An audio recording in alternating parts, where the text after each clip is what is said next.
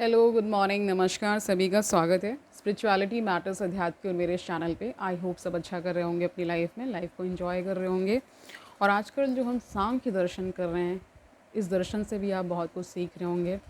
अपने जीवन में आप एक क्लैरिटी के साथ बहुत चीज़ों का अनुमान लगा पा रहे होंगे ना। आपको बहुत सारी चीज़ें क्लियर हो रही होंगी कि कैसे क्या सृष्टि है, संसार है ना, ये सारी चीज़ें। तो आज हम सांख्य दर्शन का बंधन और मोक्ष का विचार लेने वाले हैं। थोड़ा सा लंबा टॉपिक है, देखते हैं कितना कर पाते हैं। अगर आज नहीं हो पाएगा तो कल हम इसको पूरा कंप्लीट कर लेंगे, ठीक है। शुरू करते हैं आज का सेशन। Let's get started. अपनी सेहत का ख्याल रखिए, अपने मेंटल हेल्थ का ख्याल रखिए, ठीक है। देखिए, सांख्य संसार को दुख में मानता है। जरा, मृत्यु, रोग, जन्म इत्यादि सांसारिक दुखों का प्रतिनिधित्व करते हैं। विश्व दुखों से परिपूर्ण है क्योंकि समस्त विश्व गुणों को अधीन है ना, क्योंकि समस्त गुण गुणों के अधीन होना चाहिए वैसे तो। जहाँ गुण है वहाँ दुख है। संसार को दुखात्मक मानकर सांख्य भारतीय विचारधारा की परंपरा का पालन करता है, क्योंकि प्रायः भारत के सभी दर्शनों में संसार की दुखमयता पर जोर दिया गया है। लगभग सारे दर्शन इस पर एक मत हैं कि संसार में दुख है ना। और संसार में जब हम आते हैं तो अपने कर्मों को ही भोगने के लिए आते हैं, जिसमें सुख दुख बारी बारी से आते रहते हैं। आप किसी किसी के जीवन में देखेंगे कि बहुत दुख होता है, सुख थोड़ा कम होता है ना, ऐसा भी होता है, ठीक है। सांख्य के अनुसार विश्व में 3 प्रकार के दुख पाए जाते हैं। 3 प्रकार के दुख जान लीजिए क्या हैं। पहला बता रहे आध्यात्मिक दुख, ठीक है। आध्यात्मिक दुख उस दुख को कहा जाता है जो मनुष्य के निजी शरीर और मन से उत्पन्न होते हैं। मानसिक और शारीरिक व्याधियां ही आध्यात्मिक दुख हैं। इस प्रकार के दुख का उदाहरण भूख, सरदर्द, क्रोध, भय, द्वेष इत्यादि, ये सारे क्या हो गए? आध्यात्मिक दुख हो गए। अब देखिए, आदि भौतिक दुख क्या है? आदि भौतिक दुख वह है जो बाह्य पदार्थों के प्रभाव से उत्पन्न होता है। कांटे का गड़ना, तीर का चुभना और पशुओं के द्वारा फसल का ध्वंस हो जाना, यानी खराब हो जाना। आपने देखा होगा ना, जो लोग खेती वगैरह करते हैं वो एक तरह से बैरिकेडिंग वगैरह बनाते हैं ना, कि जैसे कांटे वगैरह होते हैं ताकि पशु ना जाए या अन्य कोई व्यक्ति ना जाए, इस तरह से करते हैं। लेकिन फिर भी कई बार क्या होता है, उसको कुचल कर बहुत सारे पशु मतलब उसको गिरा करके अंदर उनके खेत में चले जाते हैं। तो इस प्रकार के दुख को आदि भौतिक दुख बता रहे हैं, ठीक है। वह दुख मनुष्य, पशुओं, पक्षियों आदि से प्राप्त होता है।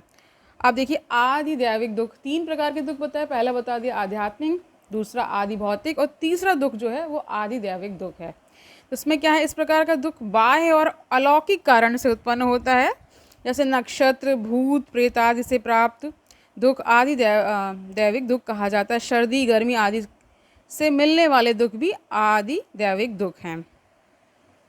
मानव स्वभावतः इन 3 प्रकार के दुखों से छुटकारा पाना चाहता है। चिकित्सा विज्ञान इन दुखों से अस्थायी छुटकारा दिला सकता है, परंतु मानव इन दुखों से सदा के लिए छुटकारा पाना चाहता है। वह केवल वर्तमान दुख से ही बचना ही नहीं चाहता, अपितु भविष्य में मिलने वाले दुखों से भी छुटकारा पाना चाहता है। चिकित्सा विज्ञान उसकी इस इच्छा की तृप्ति करने में असमर्थ है, क्योंकि देखिए पूर्णता तो नहीं समाप्त किया जा सकता। उसके कुछ ही कह सकते हैं दुख को आप कम कर सकते हैं, पूरी तरीके से तो नहीं हटा सकते हैं, ठीक है। ये मेरा मानना है। दुखों का पूर्ण विनाश मोक्ष से ही संभव है। मोक्ष का अर्थ त्रिविध दुख का अभाव है। मोक्ष ही परम अपवर्ग या पुरुषार्थ है।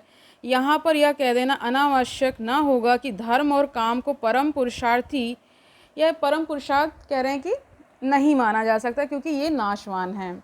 इसके विपरीत मोक्ष नित्य है, अतः मोक्ष को परम पुरुषार्थ मानना प्रमाण संगत है। सांख्य के मतानुसार पुरुष नित्य, अविनाशी और गुणों से शून्य है। जब पुरुष मुक्त है तो वह बंधनग्रस्त कैसे हो जाता है? सच पूछा जाए तो पुरुष बंधन में नहीं पड़ता, बल्कि उसे बंधन का भ्रम हो जाता है, ठीक है। समझ पा रहे होंगे इस बात को। वह कारण कार्य श्रृंखला से रहित है, वह देश और काल की सीमा से परे है, वह अकर्ता है क्योंकि वह प्रकृति और उसके व्यापारों का दृष्टा मात्र है। चैतन्य उसका स्वभाव है, क्योंकि चैतन्य के अभाव में पुरुष की कल्पना करना संभव है। इन सब लक्षणों के अतिरिक्त पुरुष का एक मुख्य लक्षण है और वह है उसका मुक्त होना। पुरुष और प्रकृति के आकस्मिक संबंध से बंधन का प्रादुर्भाव होता है।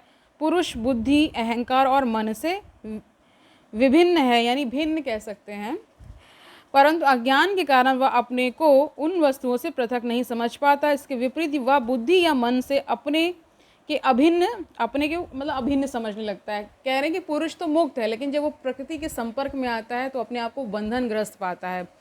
और क्या होता है, फिर एक नई सीरीज स्टार्ट हो जाती है जिसमें वो मोक्ष पाने की इच्छा करता रहता है। ठीक है, ये बात हो रही है यहाँ पे।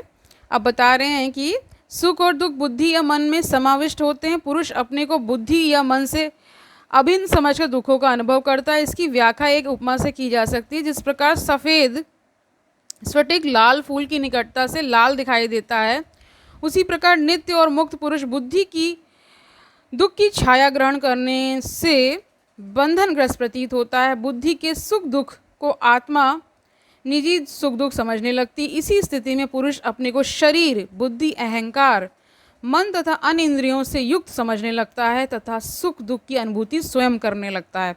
यहाँ पर यह पूछा जा सकता है कि एक व्यक्ति के सुख दुख को दूसरा व्यक्ति अपना सुख दुख कैसे समझ सकता है। इस प्रश्न का उत्तर भावनात्मक रूप से, देखिए आप ये इस तरह से इसको ले सकते हैं, जैसे हम किसी से जब मिलते हैं और वो अपने दुख को प्रकट करते हैं, है ना। आपका कोई मित्र हो सकता है, संबंधी हो सकते हैं, आपका पुत्र या कोई भी रिश्ता हो, जब वो दुख अपना प्रकट करते हैं तो हम भी भावुक होने लगते हैं।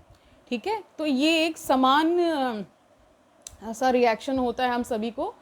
और देखिए कुछ समय के लिए हमारा मूड भी ऑफ हो जाता है, कई बार हम रोने भी लगते हैं उसके दुख को, मतलब उसकी अनुभूति को पा करके ना, कि ऐसा दुख इसको मिल रहा है, किसी को इतनी पीड़ा, इतना कष्ट है ना, इस तरह से।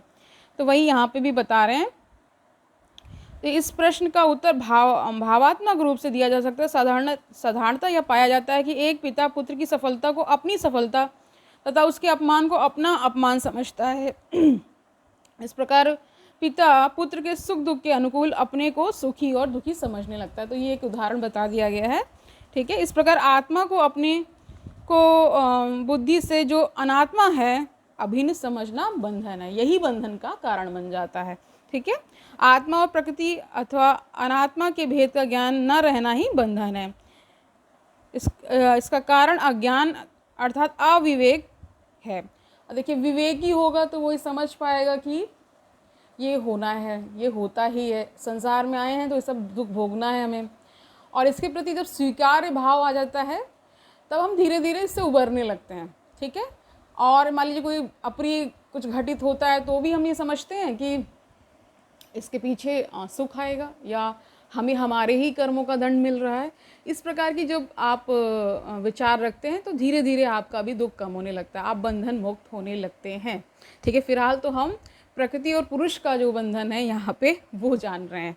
ठीक है, और इसमें जो मोक्ष और बंधन का जो विचार आता है इन्हीं के संबंध में आता है ना, प्रकृति और पुरुष के संबंध में, उसको हम जान रहे हैं। ठीक है, अब देखिए आगे क्या बता रहे हैं। अज्ञान का अंत ज्ञान से ही संभव है, अविवेक का निराकरण विवेक के द्वारा ही संभव है। जिस प्रकार अंधकार का अंत प्रकाश में होता है, उसी प्रकार अविवेक का अंत विवेक से होता है। इसलिए सांख्य के ने ज्ञान को मोक्ष का साधन माना है। ज्ञान के द्वारा ही आत्मा और अनात्मा का भेद विदित हो जाता है। विदित मतलब ज्ञात हो जाना। ठीक है, सांख्य की तरह बुद्ध ने भी बंधन का कारण अज्ञान माना है। बुद्ध ने इसलिए निर्वाण की प्राप्ति के लिए ज्ञान को अत्यंत आवश्यक माना है, परंतु दोनों दर्शनों में ज्ञान की व्याख्या को लेकर भेद है। बुद्ध के ज्ञान का अर्थ 4 आर्य सत्यों का ज्ञान है, परंतु सांख्य में ज्ञान का अर्थ आत्मा और अनात्मा का भेद का ज्ञान है। ठीक है, मोक्ष की प्राप्ति सांख्य के अनुसार कर्म से संभव नहीं है, कर्म दुखात्मक होता है। अतः यदि मोक्ष को कर्म के द्वारा प्राप्त किया जाए तो मोक्ष भी दुखात्मक होगा। कर्म अनित्य है, यदि मोक्ष को कर्म से अपनाया जाए तो वह भी अनित्य होगा। कर्म यथार्थ स्वप्न की तरह होता है, इसलिए कर्म से मोक्ष को अपनाने का भाव भ्रांति मूलक है। इसके विपरीत ज्ञान जागृत अनुभव की तरह यथार्थ होता है, इसलिए सम्यक ज्ञान से, जैसा ऊपर कहा गया, मोक्ष प्राप्ति होती है।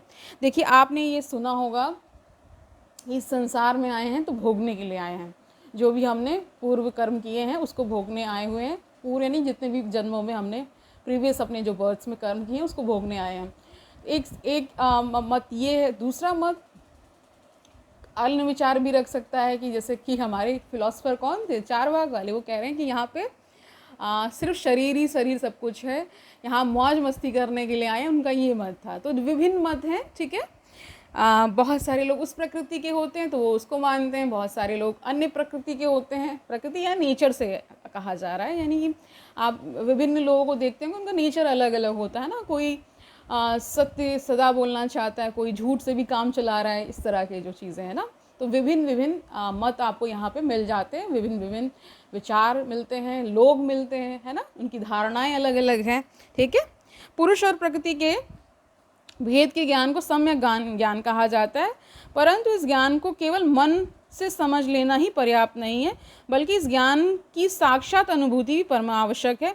इस ज्ञान से आत्मा को साक्षात अनुभूति होनी चाहिए कि वह शरीर, इंद्रियों, बुद्धि और मन से भिन्न है। जब आत्मा को यह अनुभूति होती है कि मैं अनात्मा नहीं हूँ, मेरा कुछ नहीं है, तो आत्मा मुक्त हो जाती है। जिस प्रकार रस्सी में सांप का जो भ्रम होता है वह तभी दूर हो सकता है जब रस्सी का प्रत्यक्ष ज्ञान हो जाए, उसी प्रकार आत्मा का यह भ्रम कि मैं शरीर, इंद्रियां और बुद्धि से मुक्त हूँ तभी दूर हो सकता है जब आत्मा को इसकी विभिन्नता की साक्षात अनुभूति हो जाए। इस अनुभूति को पाने के लिए आत्मा को मनन और निध्यासन, मनन देखिए कॉन्टेम्पलेशन को कहा जाता है, यानी कि एक तरह से मंथन करना, आत्म मंथन करना विचारों का, है ना।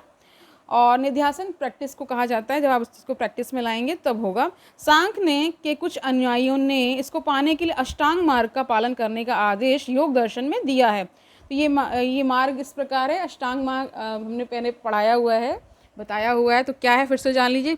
यम, नियम, आसन, प्राणायाम, प्रत्याहार, धारणा, ध्यान और अंततः समाधि, ये 8 स्टेजेस बताइए। इनको आपको करना होता है, इनका प्रैक्टिस करना होता है, तब जाके आपको मुक्ति मिलती है, या कह सकते हैं मोक्ष मिलता है, आपको ज्ञान प्राप्त हो जाता है, ठीक है। इसके फलस्वरूप आत्मा मोक्ष प्राप्त करती है। मोक्ष की अवस्था में आत्मा में नए गुण का प्रादुर्भाव नहीं होता। आत्मा को अपने यथार्थ स्वरूप को पहचान लेना ही मोक्ष है, ठीक है। मोक्ष की अवस्था में आत्मा का शुद्ध चैतन्य निखर आता है। आत्मा उन सभी प्रकार के भ्रमों से जो उसे बंधनग्रस्त करते हैं मुक्त हो जाती है।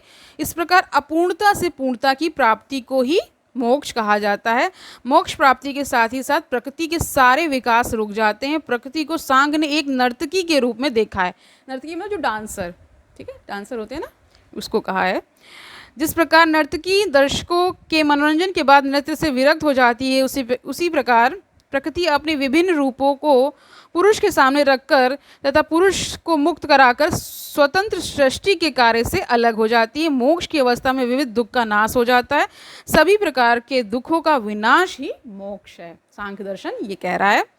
मोक्ष अज्ञान, इच्छा, धर्म और अधर्म दुखों के कारण का विनाश कर देता है। इसके फलस्वरूप दुखों का आप से आप अंत हो जाता है। सांख्य के अनुसार मोक्ष सुख रूप नहीं है। यहाँ पर सांख्य का मोक्ष संबंधी विचार शंकराचार्य की बात हो रही है, ठीक है, शंकर की मोक्ष संबंधी विचार से भिन्न है।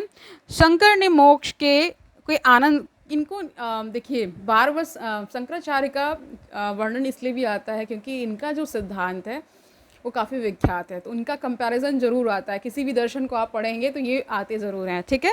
इसीलिए कह रहे हैं कि शंकर ने मोक्ष को आनंदमय माना है, परंतु सांख्य मोक्ष को आनंदमय या सुख रूप नहीं मानता। सुख और दुख सापेक्ष और अविभाज्य हैं, ठीक है। जहाँ सुख होगा वहाँ दुख भी अवश्य होगा, इसलिए मोक्ष को सुख और दुख से परे माना जाता है। इसके अतिरिक्त मोक्ष को आनंदमय नहीं मानने का दूसरा कारण यह है कि सुख अथवा आनंद उन्हीं वस्तुओं में होता है जो सत्व गुण के अधीन है, क्योंकि आनंद सत्व गुण का कार्य है, ठीक है। मोक्ष की अवस्था त्रिगुणातीत है, यानी गुणों से परे हो जाती है ना, जो 3 गुण प्रकृति के हैं ना, वो उससे परे, ठीक है।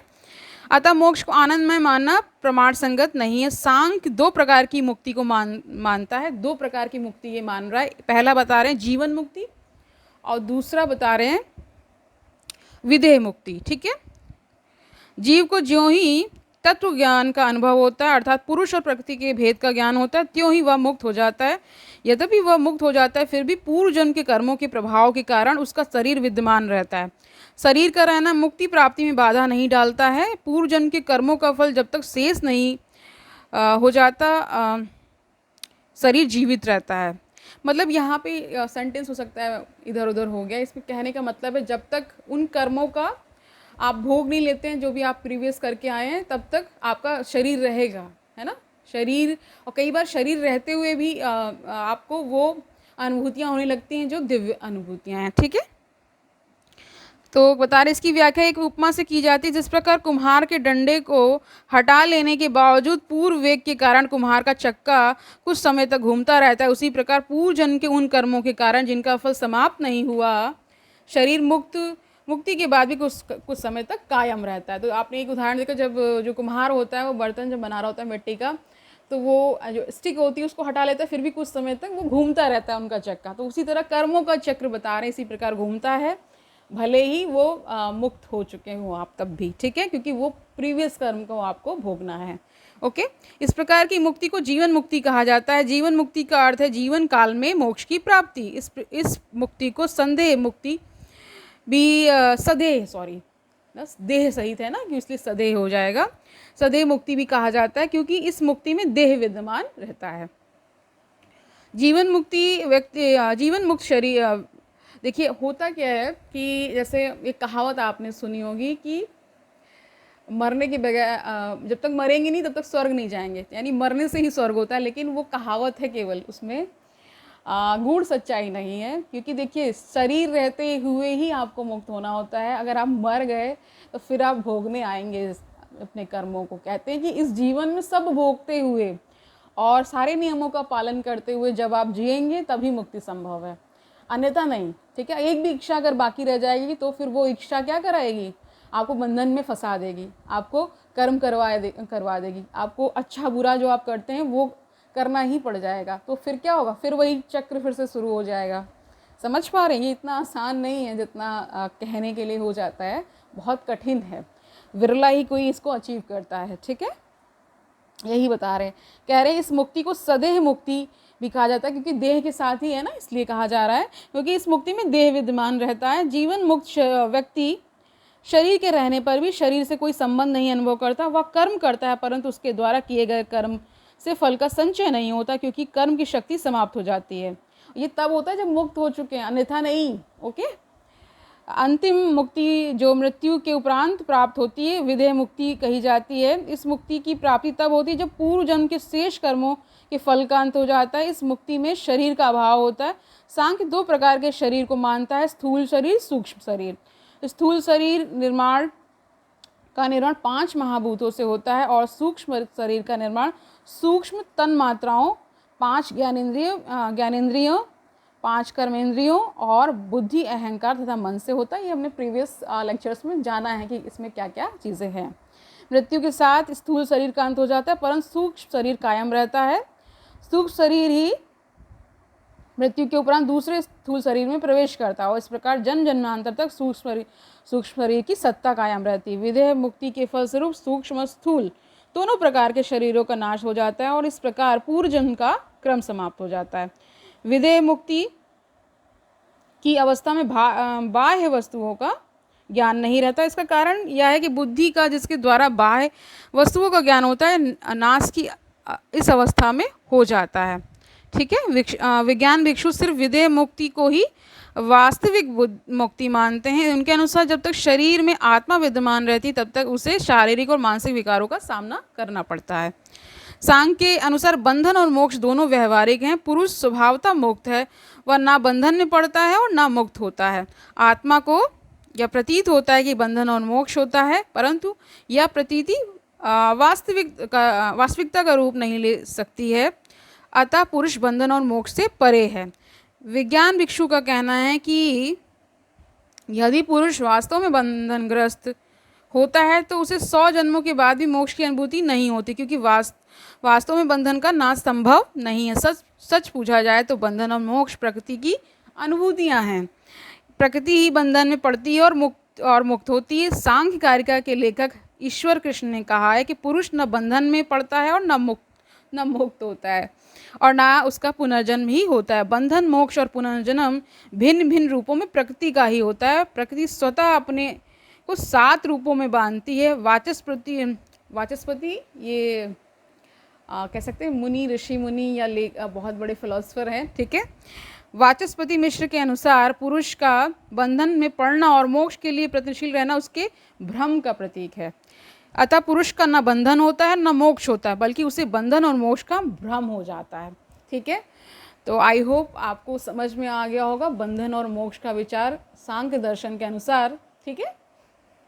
मैं समझ रही हूँ कि ये इंटरेस्टिंग रहा है, ठीक है। आज का सेशन काफ़ी इंटरेस्टिंग रहा है। हमें कुछ जो बातें पहले से पता हैं उनकी ही पुनरावृत्ति हुई है। कुछ भी ऐसा नहीं है कि हम ये कहें कि विस्मय की दृष्टि से देखें, ये हम ऑलरेडी जान चुके थे, क्योंकि जब हम भगवत गीता कर रहे थे तो इस प्रकार का दर्शन वहाँ पे भी मिलता है, ठीक है। इसलिए सांख्य दर्शन एक तरह से भगवत गीता की ही पुनरावृत्ति लगती है ना, ठीक है। तो आज के लिए इतना ही रखते हैं, कल मिलते हैं। तब तक आनंद से रहिए, सुखपूर्वक अपना जीवन व्यतीत करिए, दूसरों को सुखी करिए, अच्छे आध्यात्मिक ग्रंथों का अध्ययन करते रहिए, किताबें अच्छी पढ़िए, अपनी एक दिनचर्या बनाइए जिसमें आपको शांति, सुख सब कुछ मिल सके। दूसरों को जब आप सुखी करेंगे तो आपके पास सुख वापस लौट कर आने वाला है। इस मनसा से ही कर लें तो अच्छा है, ठीक है। क्योंकि देखिए कुछ ना कुछ तो आपको पर्पस देना पड़ेगा, तभी आप ऐसा करेंगे ना। कल मिलते हैं, तब तक के लिए हरिओम तत्सत।